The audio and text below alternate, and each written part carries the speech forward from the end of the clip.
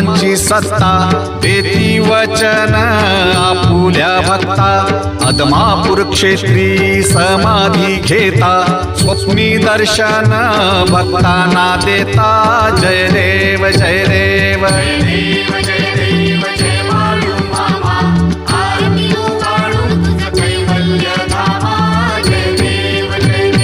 जय देव जय देव जय बाळू मामा आरती ओ वाळू तुझ कैवल्य धामा जय देव जय देव